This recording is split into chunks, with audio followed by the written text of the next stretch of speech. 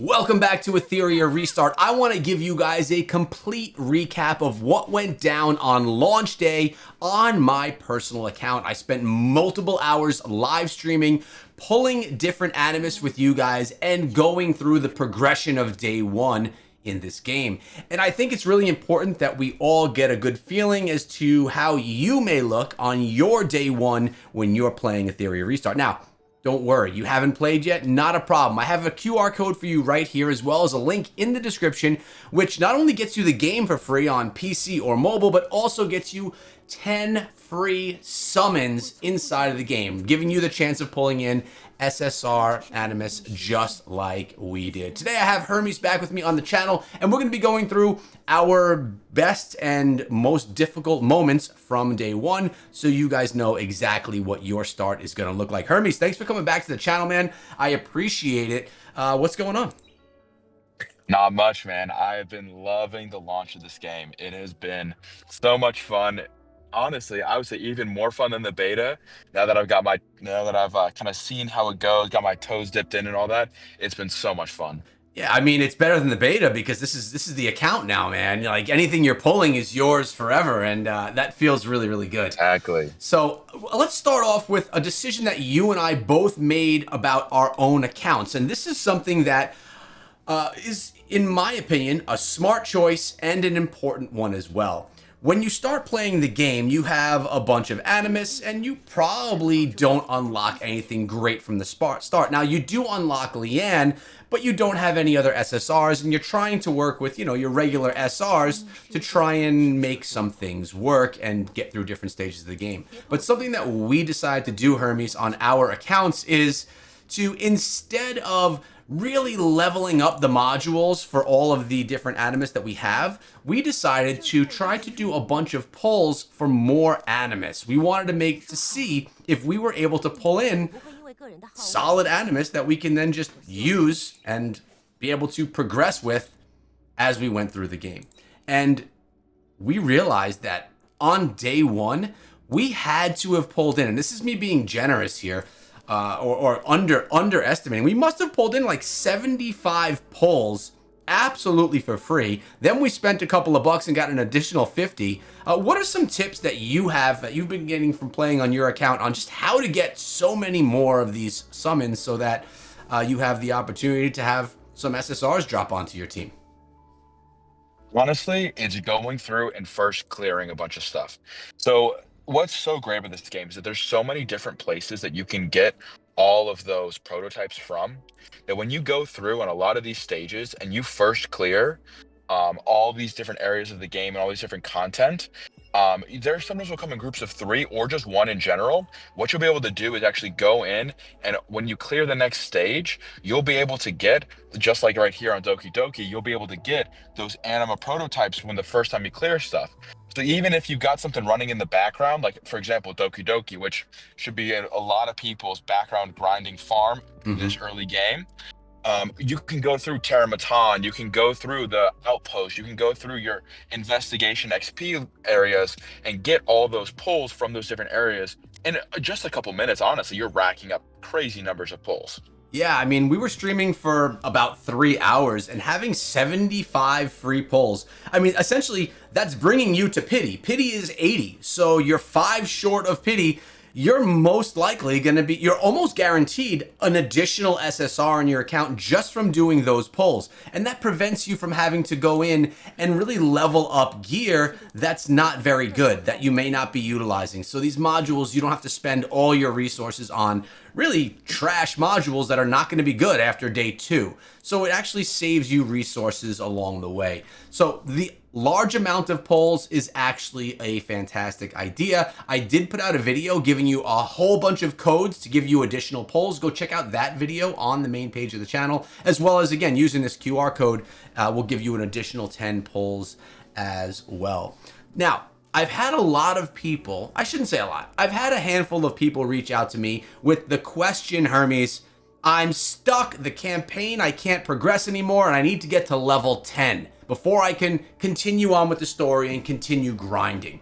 So I know that we've spoken about this in previous videos, but those may be underwater right now, and I want to share this with everyone.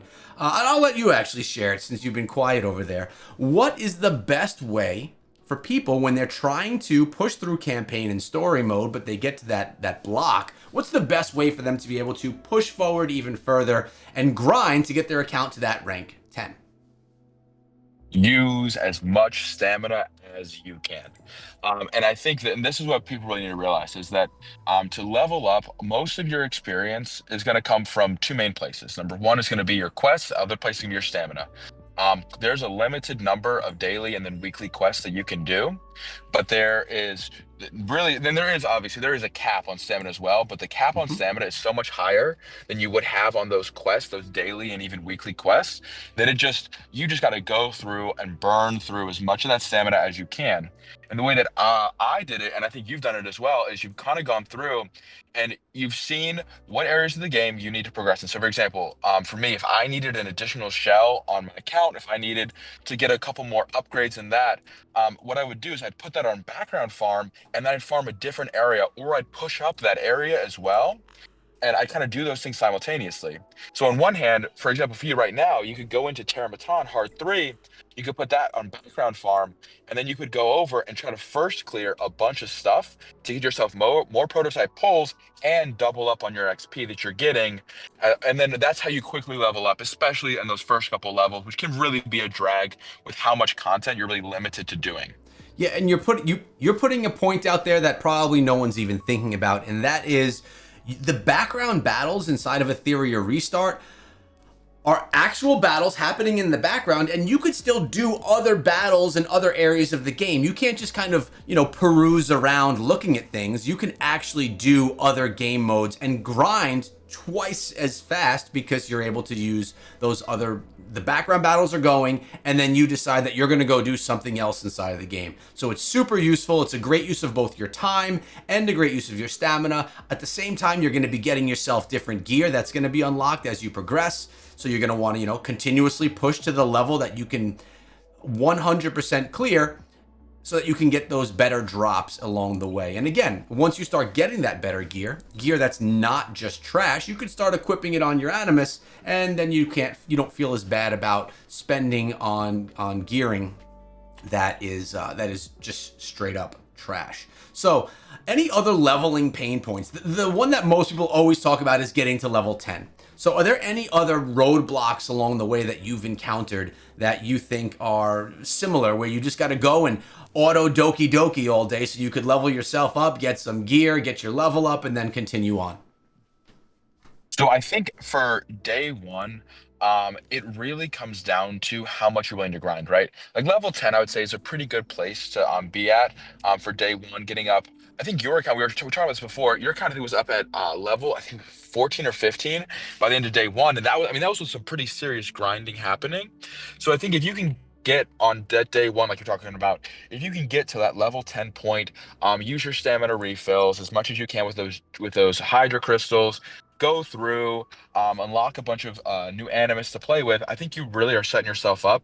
When you get further into the game, like day 2, for example, really hitting that level 20 where your account is just hit now is really difficult to get to, because you're at the point where your hyperlink charter is starting to slow down because you're progressing your account so high that your levels, it's harder to get to the levels you need to unlock new content to then do more hyperlink charter missions. So you kind of are at a stall point as well, getting to level 20. No, great points. And there's going to be these points along the way that you encounter, and it's just about just grinding through, go through the different background battles that you can, and you'll get to that next area where you can continuously progress. A tip that I shared on stream that I think a lot of people found really useful was when we're pulling Animists, and keep in mind, look, we have 70 prototypes to pull right here. We've spent $0 since that stream, and we've accumulated 70 prototypes since the stream. This is 24 hours later of gameplay. We have another 70 pulls, which basically puts us almost at pity again, almost guaranteeing us another SSR. But something that a lot of people didn't realize was it was important for us to pull on our accounts as many SSRs, endgame units that we could. So we were actually utilizing our crystals as well Notice we have a whole bunch of crystals here, 4,400. Every 100 crystals is essentially one Anima prototype, which means you could do one pull. So with 1,000 crystals, you can do another 10 pull. On day one, on day two, it's probably wise to use your crystals, not only just for stamina, which is important, but also to get those pulls so you can see what type of SSRs you're going to actually be able to accumulate on your account and then start building out your teams around some better Animists rather than having to work with SRs, although there are some great SRs. Now, with that being said, we have stayed away from targeted summon. We have yet. Did you get Tiamat on your account? No. See, and that's the thing is in beta, I pulled Tiamat. I did the banner, the target summon first, pulled Tiamat right away, and then the second SSR I pulled after that was another Tiamat. So Mm-hmm. in the beta, I got burned. So now I know for the real game Yeah. not to go into this banner just yet. So I haven't actually pulled her, but I've been like, man, I've been looking for that on my account. And honestly, looking at your roster, feel like she could be a really solid pick for yours as well. Yeah, and that's the cool thing about us waiting, right? Like, I have also waited for the targeted summons. You get one summons. You could change your wish to whoever it is you think you need. Right now, my biggest need is Tiamat. So what I'm going to do in a video that's going to be coming in a day or two, stay tuned for it, I'm going to be doing approximately 100 summons. And in those summons, if I don't yet get Tiamat, I'm going to then come back, do another 40 summons, and I'm going to then get my guaranteed SSR Animus within those 40 summons, and it's going to be Tiamat. If I do get her, then we could just kind of, I could just kind of sit on this and wait until there's someone that I just must have for my account. And I think that's a good strategy. It's like a safeguard. You know, Tiamat's great. You want her on your account, but you may pull her when you're pulling your first 1, 2, 300 prototypes. So good idea to wait. That was a tip that we thought was a good one since before the beta, and it's still carrying over today as well. Now, let's take a second and talk about gearing, because a lot of people, again, my DMs are blowing up with questions about the game. How do you get your Animists to 5-star? How do you get them to 6-star? How do you gear them up with their modules? Talk to me a little bit about some of the gearing that you've encountered along the way and some tricks that you have for that. Yeah, so I think honestly, gear is you don't realize like in some cases you think your gear is going to help so much and then you'll level it up like to the next upgrade or whatever, and then you'll realize, oh, I really didn't need to do that to clear it. I just needed to change up my team a little bit. Or you'll go, oh, I'm going to change up my team, and you realize you just need to level up gear. And so that's really what's been difficult for me, is finding out how high of a level I'm willing to take this gear that I know is going to get replaced in a couple days, Mm-hmm. just so I can, one, progress hyperlink charger missions, and two, so I can clear content to get that better gear. And I'm looking on your account, and it looks like you're probably doing about the same.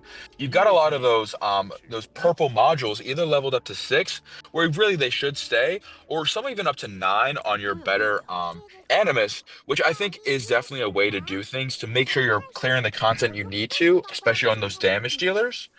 So I think everyone has to kind of decide on their own account. I think purple is the lowest tier of gear you should really even ever be really focused on, because of how quickly you progress past it. And even then, you're not really focused on that all that much. Yeah, it makes sense. I mean, it's the same thing that was one of our first tips. Make sure that you don't invest too much into gear that's garbage. But in reality, people in the beginning of the game aren't going to know what gear is garbage and what gear is not. What are some things that you like to see on a module when you're looking to rank it up? Like, what are some of the substats that you really like to see on some of these modules? What are some things that people should look out for that you think are kind of key components to a solid piece of gear or a solid module? Yeah. So looking at, obviously, we're looking at Leanne, right? She's a great one to start with. Hmm. Um, those right side modules all have a variable main stat. So those ones you really want to focus, get a lot of attack percent on her. And then what I like to do on my account, and I know we've talked about this, so you've done it on your account as well, is you've got two pieces that have attack bonus main stat and one piece with crit damage. And this is so when she does crit, she's getting a lot of extra damage boosts on there, as well as, that just being a great piece in general. Hmm. But when it comes to subsets on those three side pieces, on those three right hand pieces, the main stats you really want to look for is going to be crit rate, crit damage, and speed. Those are the ones that you really want to see on those damage dealers. And if you get some HP or defense, that's really, it's not a bad thing to have on a piece simply because, it's going to give you a little more survivability. When it comes to those left-hand pieces, those all have set main stats. So you really want to focus on those substats. You want to get as much of that attack bonus, crit rate, and speed and crit damage as you can. Like that piece right there, that helmet or whatever it's called, Yeah. that mask is, oh, that's such a great mask, and it's got all the substats that Leanne really wants because you wanted to have a little bit of effect accuracy for that turn meter still in that A3. And so really, a piece like that is, honestly, is a great piece to have on that day one, day two on a champion like, or an animist like Leanne. I think it's funny. You said how great this piece is. We're literally on day 2 here, Hermes. You're going to look back in 2 weeks on this and you're like, oh my God, that's such trash at this point in time. But you're right. For early on in the account, this is a really nice looking piece. I completely get what you're saying. Yeah. All And right. honestly, it comes down to it, right? It's just looking at what pieces you've got and what pieces you can make better as you go through the game. Yep, and that makes total sense. That's genre wide. All right, now I want to talk about some of the Animists. Now, it's difficult to say which Animists are the best to use because a lot of people don't have a ton of SSRs. So we could name off, 10 SSRs, some light and dark, that are the best ones that you should be using. But there's also some of the normal SRs that are still very useful inside of the game. Now, we know that Leanne is everyone's first SSR pull. I'm assuming that you are a believer that Leanne is going to be a unit, an animist that everyone is going to be using in the beginning of the game. 100%. He is such a great damage dealer, a lot of versatility, and easy to build up, as well as having an entire set of hyperlink charter missions tailored around her. Mm-hmm. And so you're just getting yourself even more rewards by investing in her early on. She is a great pick and a great animist to use. No, I agree. And now, one of the polls that we had on day 1, I know when you saw me pull it on stream, you were really excited as well. Romoka, talk to me about her. Now, a lot of people may not have her on their account, but why is she, in your opinion, an S or an A tier unit that could be used inside of the game? And if someone pulls her as an SSR, they should be pretty excited. Definitely an S tier unit. She is a big time damage dealer. So her kit, when you go through it, her A3 is deceiving, right? So her A3 says it's single target damage, but when in fact her A3 is actually what happens is it does splash damage. So based on how much damage she does on that initial target with her 3 hits that she gets off, she'll then do splash damage on all of the other enemies. So I really like to set her up, honestly, with an SR that I like to set her up with is Dina or Dina, however you want to say that one, Mm-hmm. and put up that defense break on her, and then, or even Gray, honestly, is another great SR pick to pair with her, and then you just nuke one of those opposing units, and then you'll basically nuke down the entire opposing team with that splash damage. She is such an amazing damage dealer to use. I love her as well. Now, something I want to bring up is Freya. The reason I want to bring up Freya is because if you go now, we don't recommend pulling from the from this one right here, from the limited, because you would basically be guaranteed Freya within 80 pulls. But for someone that wants Freya, because you could be guaranteed her on the account. Let's talk about her really quickly. How do you feel about her? I know that we've said before that we shouldn't be pulling from that. We should be doing from the permanent banner. But how do you feel about Freya? And because in honesty, I think a lot of people are going to have her on their account. Amazing Animus. All around amazing support. On that A3, she brings you increased attack. On the A2, she brings increased defense and some other buffs.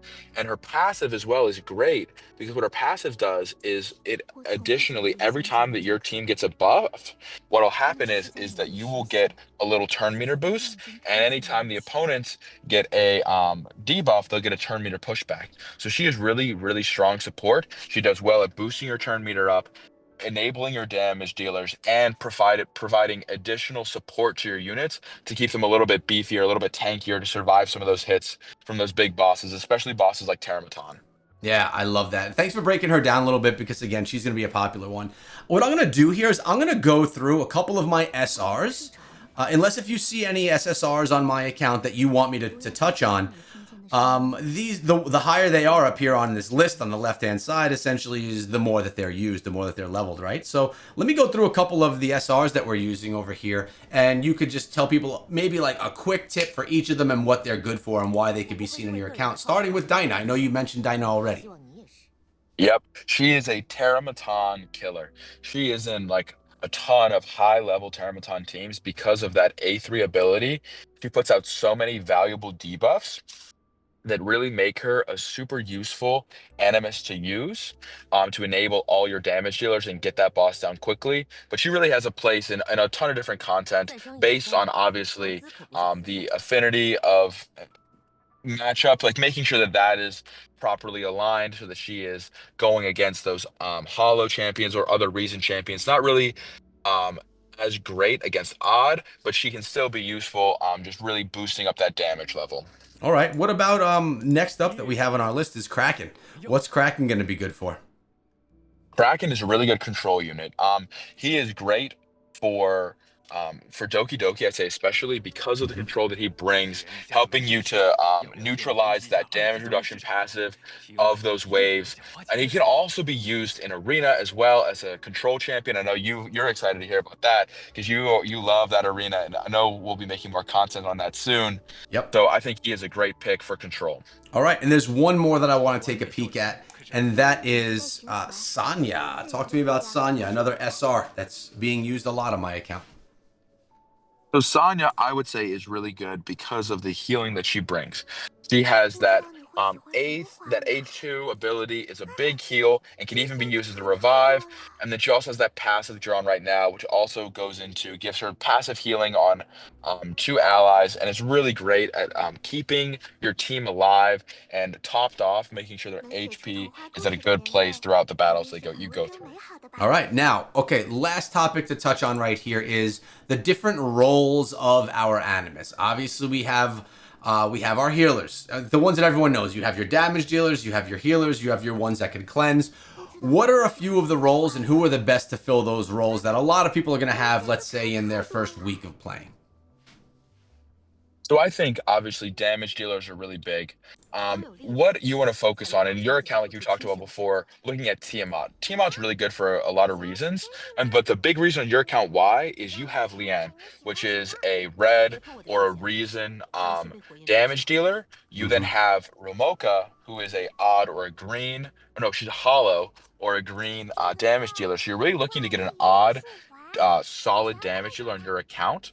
So really what people want to focus on for damage dealers in those first couple of days is filling out a role where you have a main damage dealer for each of those three, like the RGB affinities, to Mm-hmm. make sure that in any battles you're going against, you have a solid damage dealer that you know will be able to do well and thrive in those battles. All right, that makes a lot of sense. So keeping these in mind right here, keeping the affinities in mind is super important, and honestly, often overlooked. People just think you throw in the damage dealer, they're going to do damage no matter what affinity they're going against. But good points there. What are some other roles that you want to see filled on your account? Some other things that I really want to see is I want to see a solid healer.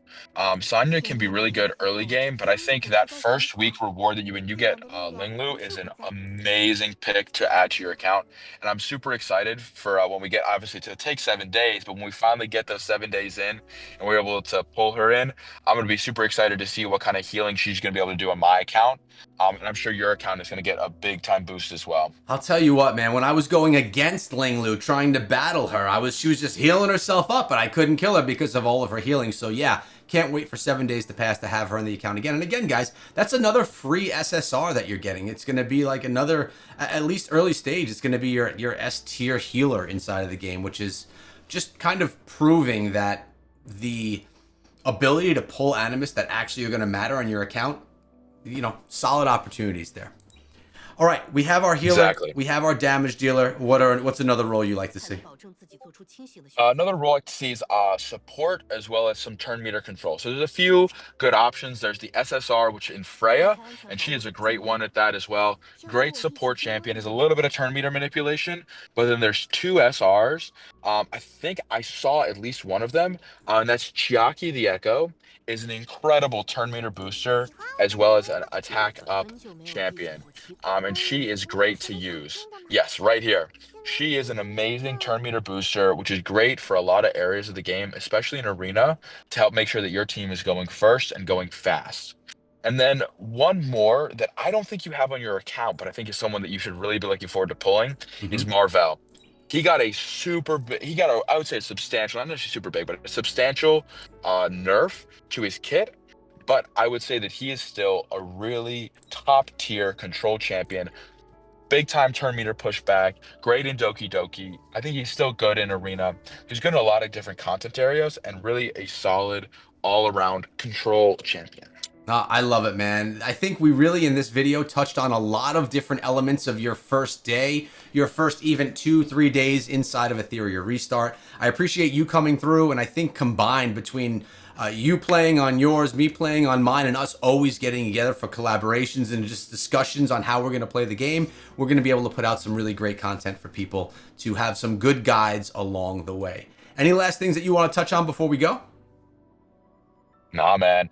Good luck on to everyone on their pools, and make sure. And again, I don't think you said this in your in your intro, but if you use your code, you do still get those 10 additional pulls, right? Because I think those are really big for people when they're first joining the game. Is getting as many pulls as you can, and getting an additional 10 is honestly just a great way to do it too. Yeah, and a lot of people are re-rolling as well. You could continuously use that code or use someone's code to get that re-roll and still keep getting those 10 additional pulls if you decide to re-roll. Re-rolling is not something that I did. I went with my account. I feel like I did pretty well on my pulls on day one, and more pulls to come. We're sitting on about 100 that we're going to be popping out in a day or two. Make sure you don't miss that video because you want to see what's going to be next on the account. Guaranteed SSR. I need to thank Etheria Restart again for sponsoring today's video. And guys, if you're looking forward to the game, download it with my code or my link in the description. I'll see you guys in the next video.